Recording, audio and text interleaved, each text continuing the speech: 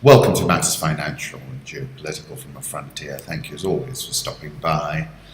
Take a look at the interview I did with the Kengen Managing Director Albert Mugo on the occasion of his first half results, the release of the first half results. Lots of interesting detail around the PIC investment and others, and a lot of flavour around what we're seeing in terms of the drought. And why those results were slightly depressed when compared with the previous first half. There were some operational challenges, particularly around, I think, the deployment of wellhead units. Look at this, 1 year US Treasury yield closes above 1% for the first time since November the 18th, 2008. The markets are increasingly pricing in 4 rate hikes of a quarter point each this year. Somalia to print first banknotes in 25 years. Use of Somali shillings largely limited to the less well-off rural population comes a poor third to US dollars and electronic money in what is a mostly dollarized economy. Dollars in circulation come from the sale of livestock, aid or remittances, which at $1.4 billion make up nearly a quarter of Somalia's GDP. Some dollars in circulation are also fake, though the IMF said it had no clue how many. Peter Little, author of Somalia, Economy Without State, said the country became a darling of the libertarians because the absence of government obliged its citizens to figure things out for themselves. Somalis have used an honor-based underground money transfer system called Hawala and were pioneers of mobile money. However, Mr. Little said the economy without a state has kind of run its course. He said lack of effective government meant there were no public institutions. Public health and education have really lagged. I said that Somalia's banknote plan needed a credible international partner. If they print somewhere in a basement in Mogadishu, it's not going to work. Home thoughts, I'm reading Ngugi wa Thiong'o's Wizard of the Crow. Long overdue. I very much enjoy dreams in the time of war. In this book, Wizard of the Crow, the condition of women in a nation is the real measure of its progress, he says. And then another quote, that was one of the most rewarding things about spending nights in the open. Birds were bound to wake you up, whether they carried good or bad luck. At least they woke you up with music. Faith Kanja, A Coastal Evening by the Beach. Beautiful photograph, maybe from Mombasa again. I like this spectacular shot of Nairobi city with Mount Kenya in the background, taken from Ongata Rongai. And finally, one final photograph. There are many roads you can take in life. Make sure some of them are dirt, hiking up Mount Kenya. My piece over the weekend was titled Where Meteorology Intersects with Monetary Policy. I was talking about this climate phenomenon, the Indian Ocean Dipole, about how I used to enjoy sitting at the Mombasa Club on the terrace, waiting to smell the rain as it came in on the sea breeze. I'll put up a photograph where you can see Fort Jesus, and on the right, the white building is the Mombasa Club. UN Relief Chief, drought from the sky. My descent into Baidoa, Somalia this morning. As I've said before, the country is parched. The region is parched. Earlier this year, I'd written a piece called Connecting the Dots. Food prices, the weather in Laikipia. And fortunately, I've learned that they've actually managed to extricate the body of the rancher who was killed at Sosia. Save the elephants. He has been described as a resilient and approachable, a rare quality for these cryptic elephants that shy away from humans. The United States and North Korea are racing towards a catastrophic head-on collision. This is China's foreign minister. My conclusions are that the Korean Peninsula is red hot. I'll put up a photograph of North Korea test firing 4 ballistic missiles into the Sea of Japan, and obviously showing that they can reach the American air bases and reach Japan, and they've got nuclear weapons. Trump attacks US intel for alleged wiretapping on Saturday. Today, WikiLeaks releases this on US wiretapping. Coincidence? Asks Max Boot. That takes me back to my piece on the 5th of December, when I said timely and judicious doses of WikiLeaks leaks which drained Hillary's bona fides and her turnout and motivated Trump's. From feeding the hothouse frenzy online, a constant state of destabilized perception, timely and judicious doses of WikiLeaks leaks which drained Hillary's bona fides and her turnout and motivated Trump's. What we have witnessed is something remarkable and noteworthy. And I said the first thing is plausible deniability. And what I was talking about was, you will recall Julian Assange's very cute response that the Russians never gave him anything, but of course they didn't. It was a non-linear transaction. You give it to somebody else to give it to Julian. And I was talking about this in my piece in December, talking about the non-linearity. You have to learn how to navigate a linear system, the new 21st century digital ecosystem, in a non-linear way. And the piece quotes Don DeLillo, "We have a deviate tomahawk." WikiLeaks apparently jointly developed CIA and MI5 malware which infests Samsung smart TVs to turn them into covert microphones. Le Pen is leading marginally in France, and I think we continue to underestimate Le Pen's chances. Euro dollar 105.55, dollar index 101.80, Japanese yen 113.96, Swiss franc 101.37, the pound 121.66, the Indian rupee 66.645, South Korean won 11.45.40, that's probably a sell. Rial 311.97, Egyptian pound, which was expensive, as I said, with a 15 handle, is now at 17.45. And the South African rand is holding below 13, but let's see for just how long. Dollar index, let me put out the chart. My target is 103.50 in the near term. Euro dollar, I'm looking for parity. Japan's current account surplus, this is a chart by David Inglis, who also called the downtrade in the Aussie dollar a couple of days ago when he said Aussie bears have recently regained the upper hand. Last time that happened, the currency weakened close to 5% over 2 weeks. We're now at 75.66.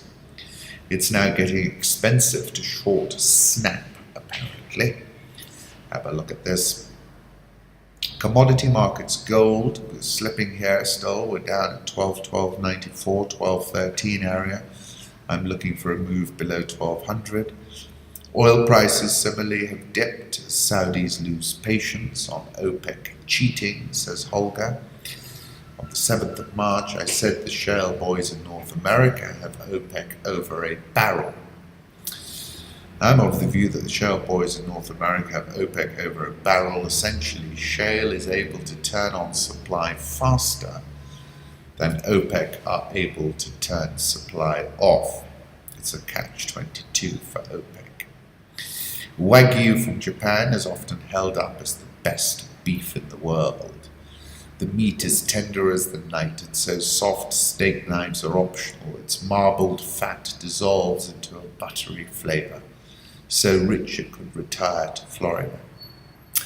The cattle lead a relatively pampered life. They are registered with the Japanese government soon after birth and raised according to strict regulations. Though the idea that they are all raised on a diet of beer in Beethoven is something of an exaggeration. You pay for the privilege, of course, at Wolfgang Puck's Cut in Beverly Hills. $140 will get you 4 ounces of USDA prime aged to 35 days, but only 2 ounces of Wagyu from Japan's Miyazaki prefecture. Must be brilliant, right? I'll put up a photograph of Italian-style Wagyu at Bella Cosa. Let's move on to Africa, off the Wagyu. Like father, like son, who is Felix Tshisekedi, and can he keep Congo's opposition together?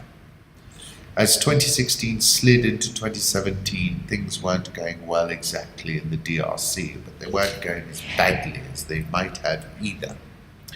The bloodbath that some analysts had expected on December the 19th, when President Kabila's term officially expired, never materialized, and the government and the opposition had reached a landmark deal to hold new elections by the end of this year. In addition, the main opposition coalition had agreed to participate in a transitional government until those elections took place, with Kabila remaining president and veteran opposition leader Etienne Tshisekedi slated for prime minister. Then on a cold Wednesday in Brussels on February the 1st, the 84-year-old Tshisekedi died. Death is really convenient, but his timing was exceptionally poor.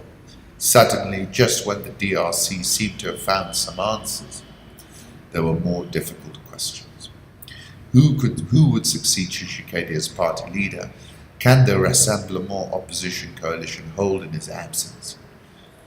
Is the deal with Kabila still valid? And who will be prime minister? Exactly where President Kabila wants them. There is a neat symmetry to Tshisekedi's junior succession, echoing it as it does the manner in which President Kabila slipped into Laurent Kabila's shoes upon the assassination of his father in 2001. But it's also hard to escape the conclusion that even the country's opposition is focused more on creating dynasties than true democratic contestation.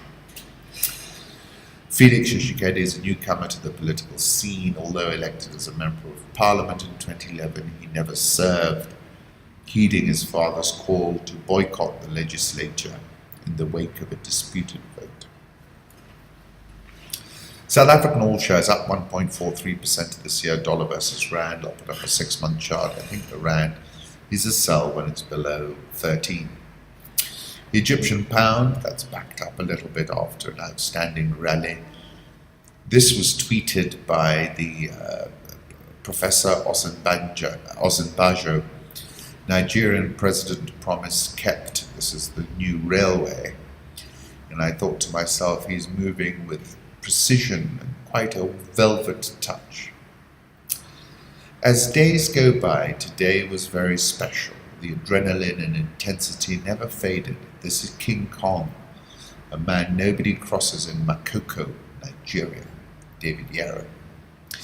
Nigerian all share is down 6.49% this year. The Ghana Stock Exchange Composite Index is up 10.59% so far this year. New African magazine, Drought and Pests have left nations dependent on imports and left millions at risk of starvation.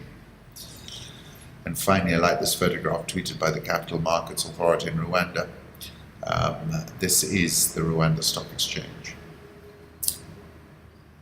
Kenya. Welcome to the era of riding a wild horse. 2016 was a bad year for volatility, and 2017 has the makings of being even worse. This is Dr. Njoroge, the governor of the Central Bank of Kenya. Patrick Njoroge said President Donald Trump's impact on markets was going to make 2017 the toughest year yet for open, investment-friendly frontier economies such as Kenya. The contours of the Trump's administration policy on Africa remain a mystery, with the White House yet to outline policy prescriptions for trade and security relations with the continent. Welcome to the era of riding a wild horse. 2016 was a bad year for volatility, and 2017 has the makings of being even worse. Kenya gets 10% of its annual foreign direct investment from the US, and Mr. Njoroge said investors would think twice about taking risks in Africa in a volatile world which tends to drive money to stable, predictable choices. We are fully wedded to our flexible exchange rate, and he said that a controversial interest rate cap imposed by Parliament on bank loans would be temporary. A moratorium on new banking licenses imposed by Mr. Njoroge in late 2015 to force a consolidation and strengthening of domestic banks will be lifted when the time is opportune, he said. He said his intention had been to allow local banks to shore up capital and strengthen their positions, and he felt that goal was nearly complete. According to Rencapman, this poll explains why some people are telling me Kenya might see a change of government in 2017. And I wrote over the weekend, interestingly, in 2011, we had our noses pressed right up against an election, just as we do now. There is also a political dynamic at work. Food price increases have a big, outsized, positive, negative well-being effect. Folks earning the minimum wage spend a bigger percentage of their salary on food, in some cases as much as 50%, and therefore the food price rise amplifies at a lower salary point. Governor Njoroge again, Trump effect is the biggest risk for us in Kenya, he said. Michael Joseph, speaking about spinning off Safaricom, says the proposal is inconceivable thinking. The whole idea that you want to split a company up because it is successful, to me, is just completely ridiculous. You are punishing success. Why would you do that? I don't know why you need a regulatory intervention in a free market economy. I cannot see why you need to have regulations for a guy who cannot be successful because they are never invested. And I wrote about this when I said breaking M-Pesa from Safaricom would be toxic. Kenya shilling is at 102.525. Shilling is trading below 103 against the dollar for the first time since early January. I said the last time the shilling printed an all-time low was in 2011, when a toxic combination of sky-high oil prices, $80 to $110 a barrel versus 56 now, a drought and a slow-motion monetary response all combined to send the shilling into a tailspin and a record low of 107. The big difference today is the lower price of crude oil. Crude oil is the single biggest expense item for Kenya Inc. I suspect some shorts have been burned at 103.50 plus, and news of a number of acquisitions such as Sadolin and Java have leveled out the demand for the side for the shilling. I do not see it trading past its all-time low at any time this year. Nairobi All Share closed at an August 2013 low. It's down 9.28% this year. NSE 20 is down 6.99% this year, outperforming the All Share because Safaricom is only counted on an equal weighting basis in the NSE 20 index. Kenol Kobil have reported some really strong full-year numbers. Profit after tax up 19.764. Net sales surged 19.565%. Gross profit up 26.486%. Other income was down, interestingly, so they had to make that up, down 44.08%. Administration and operating costs went up 19.548%.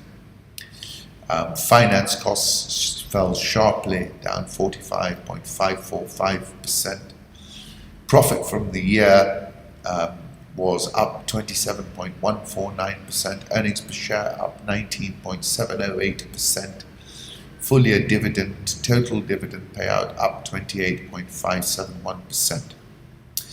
They recorded volume growth in all the sectors, which resulted in total volume growth by 30% as compared to 2015.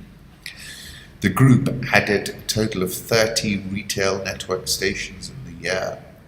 an improved gross margin of 7.1% in 2016 as compared to 6.7% in the previous year. Gearing ratio at 26%.